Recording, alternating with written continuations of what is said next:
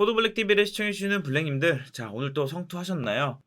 오늘 시장은 좀 반등세를 좀 나타내주면 마감을 해주었습니다. 그 중심에는 반도체가 좀 자리를 잡아주었고, 특히나 하이닉스가 52주 신고가를 기록하면서 매수세가 좀 전기전자 쪽으로 많이 쏠리는 모습을 나타내 주었는데, 우선 바이든 미국 대통령이 18일에 이스라엘을 좀 방문하기로 했는데, 거의 확정됐다고 하죠. 어쨌든 이런 부분이 추가적으로 이제 확전에 대해서 좀 막기 위해서 방문하는 거 아니냐라는 좀 시각이 지배적이고, 여기에 연준 위원들이 조금 완화적인 발언을 통해서 미국 시장 역시나 성장주 중심으로 강세를 보인 점이 우리 시장까지 영향을 미쳤다라고 볼 수 있을 것 같아요.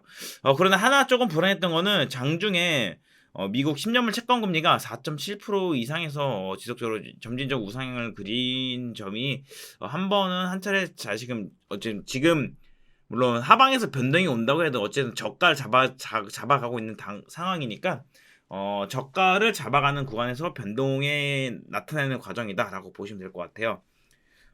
그래서 오늘은 여러분께 이렇게 시장 설명 간단히 말씀드리고, 자, 반도체 중심으로 강세를 보였기에 가장 시장의 중심이 되고 있는 부분 중 하나인 HBM, 즉 고대어프 메모리 관련돼서 좀 알아보려고 준비를 해봤습니다. 오늘 기업 종목 관련된 거고, 그리고 또 오후 들어 반도체 쪽이 좀 더 강세를 보였고, 특히나 하이닉스가 외국인 매수세에 힘입어 강세를 보인 부분이, 엔비디아가 이례적으로 이렇게 하이닉스에 선수금을 주면서까지 미리 물량을 선점하기 위해 좀 나섰다라고, 이러한 기사 하나가 좀 나타나면서 긍정적인 부분을 오후까지 좀 일으켰다라고 볼 수 있을 것 같아요.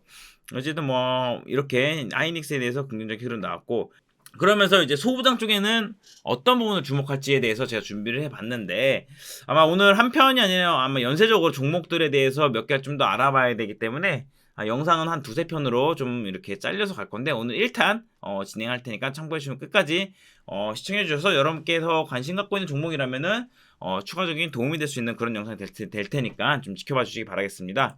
자, 일단 HBM3 과연 이 고대역포 메모리가 어떤 거냐, 하도 많이 오래 들어가지고 여러분들 오히려 더 잘 아실 거예요. 그러니까 뭐 성능이 더 높아진 거고, 이게 메모리가 여러 개 겹쳐서 쌓여져 있는 거다, 이렇게 쉽게 보시면 될 것 같아요.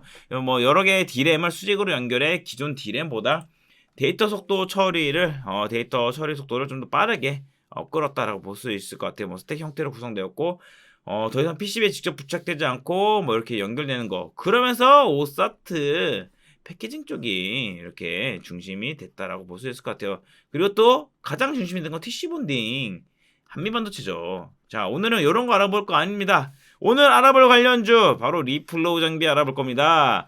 리플로우 장비도 종목이 하나 있는 거 아니죠. 그래서 리플로우 장비에 대해서 오늘 핵심적인 부분 하나씩 알아볼 테니까 집중 끝까지 좀 참고 영상 시청해 주시기 바라겠고요. 자, 그럼 리플로우 장비란 무엇이냐, 일단 좀 길게 이렇게 나열해 봤어요. PCB 기판의 반도체 칩을 실장 후 소자들 접합할 때 사용되는 장비, 즉 리플로우 장비의 주요 역할은 솔더블 접합, 온도 제어, 대기 제어 기능을 수행합니다. 자, 이렇게 보시면 될 것 같고, 그러면서 뭐 어쨌든 솔더블 접합 과정에서 온도를 제어하는 이러한 부분에 있고, 뭐 자동화 기능 등 뭐 산화 부식과 산화를 최소화하는, 그러면서 뭐 생산량을 늘릴 수 있다, 이렇게 보시면 될 것 같은데, 그러니까 우리는 이제 리플로우 공정 방식에 따라서 과연 어떤 부분이 있나에 대해서 좀 살펴볼 텐데, TCB 열압 착 접합 리플로우, 그러니까 공기를 가열을 접합하는 이제 접합하는 거 이제 매스 리플로우, 그리고 레이저를 활용한 레이저 리플로우, 이렇게 좀 볼 수 있을 것 같아요. 근데 요즘 지금은 이게 많이 쓰이는데, 잠재력이 있는 건 이제 레이저 리플로우인데, 그래서 오늘은 레이저 리플로우 관련돼서 1차적으로 좀 알아보도록 할 겁니다. 또 추가적으로 좀 더 보면은 TCB 방식의 경우 작업 시간이 오래 걸리는 단점이 있습니다. 그쵸? 그 다음에 매스 리플로우 방식은 여러 개의 디바이스를 한 번에 가열하여 작업 시간을 줄일 수 있는 장점이 있지만, 칩과 기판의 가열로는 휨의 발생하는 단점이 있다.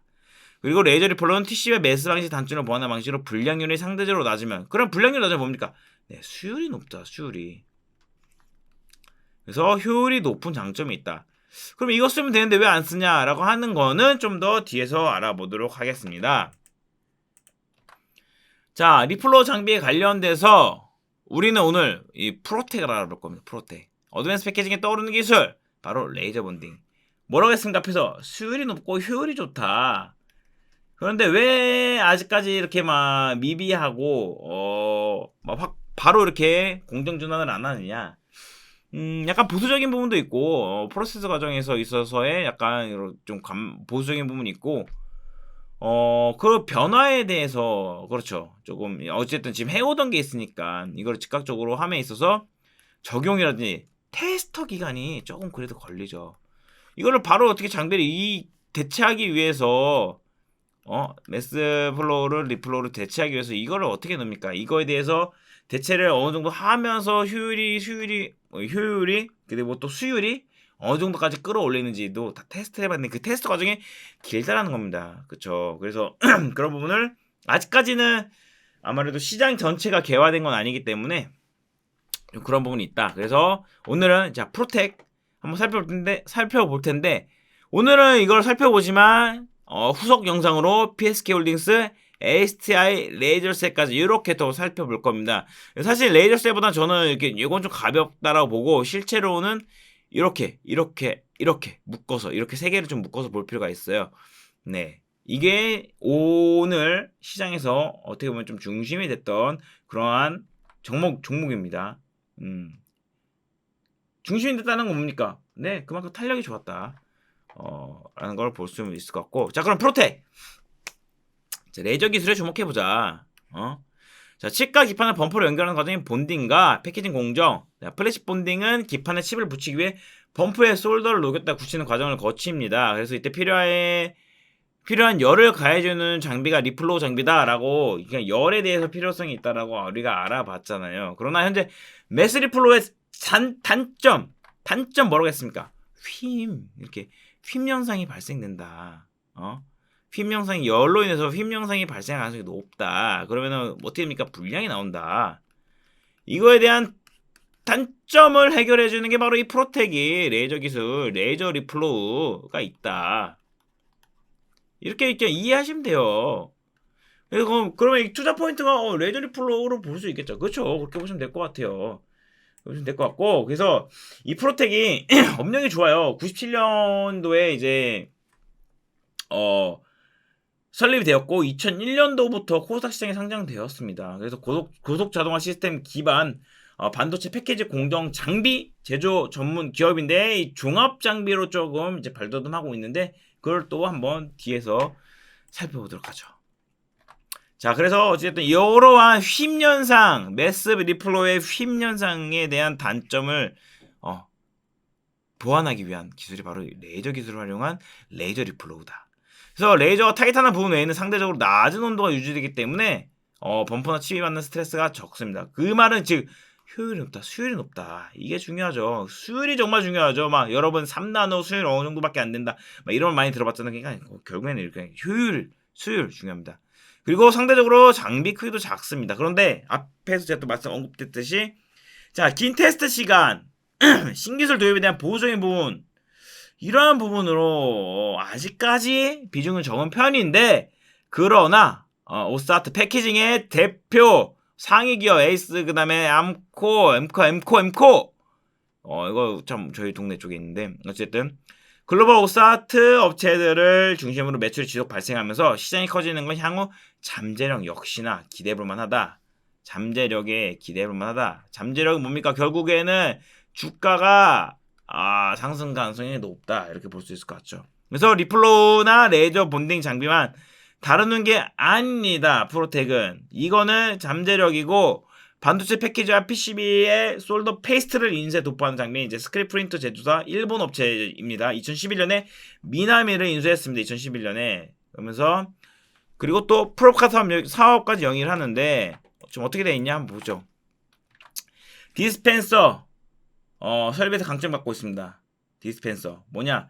반도체 장비 디스펜서에 대해서는 최초 국산화 시켰습니다. 최초.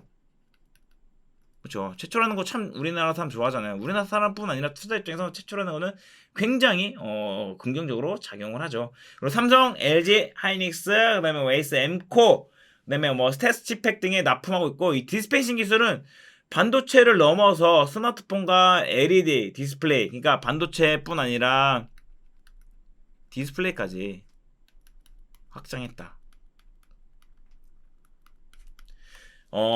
그리고 앞서서 일본 업체 미나미를 인수하면서 이제 표면 시장 SMT, 공정이 이제 솔더 페이스트 인쇄 그리고 도포 장비 생산까지 사업 영역을 넓혀 나가고 있다. 일본 기업 인수 미나미 이거 그쵸? 그다음에 지속적으로 R&D 신규 개발 진행 중인데 프로텍은 일단 디스펜서 장비 의존도를 낮추고 사업 포트폴리오 여기 보시면 이제 다각화 돼 있잖아. 다각화 그쵸?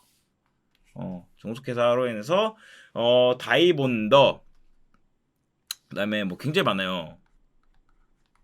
다이본더 그다음에 레이저 리플로우 이게 지금 핵심이에요. 네, 프로브카드 요거는요. 이제 시장 반도체에 관련된 거 시장 살아나면은 같이 동반적으로 살아나는 그런 거다라고 보시면 될 것 같아요. 그리고 또 추가적으로 좀 말씀드릴 게 뭐가 있냐 보시면은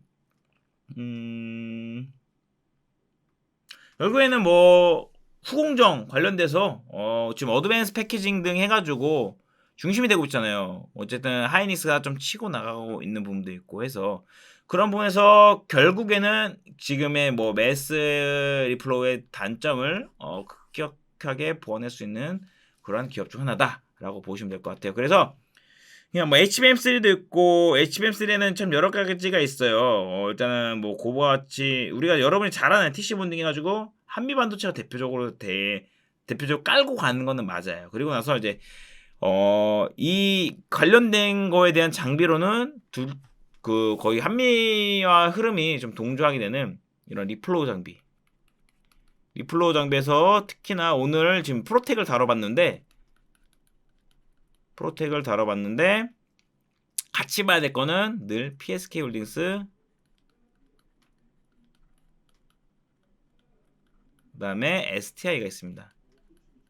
그래서 이렇게 두 종목은 같이 내일 또 다음 영상을 통해서 이어서 한번 좀 알아보도록 할 텐데 자 그러면 이렇게 프로테 이 정도로 좀 체크를 해주면 될 것 같고 끝으로 한번 좀 체크해 볼 거는 매출 비중인데 이거는 좀 유진투자증권에서 좀 이게 발췌를 해 왔어요.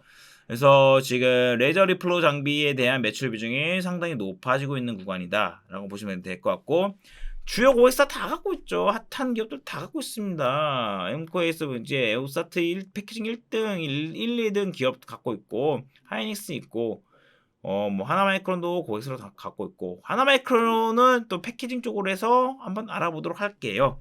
그래서 이게 주력 장비 디스펜서 있고 레이저 리플로우 있다. 이렇게 좀 보시면 될 것 같고 이렇게 생겼어요. 네.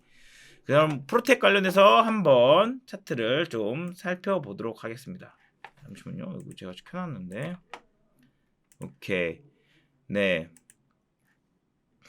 그래서 오늘 자 프로텍 관련인데 지금 보시면은 자 딱딱 차트 보면은 HM3 핫할 때 5월 6월 시기에 엄청난 강세를 보였죠. 이때 또 크게 수익을 조금 만들어낼 수 있었던 부분인데 네 조정 기간에 주가 잘 돌렸습니다. 여러분 추세를 봤을 때 제가 뭘 봐야 된다고 하면서 했습니까?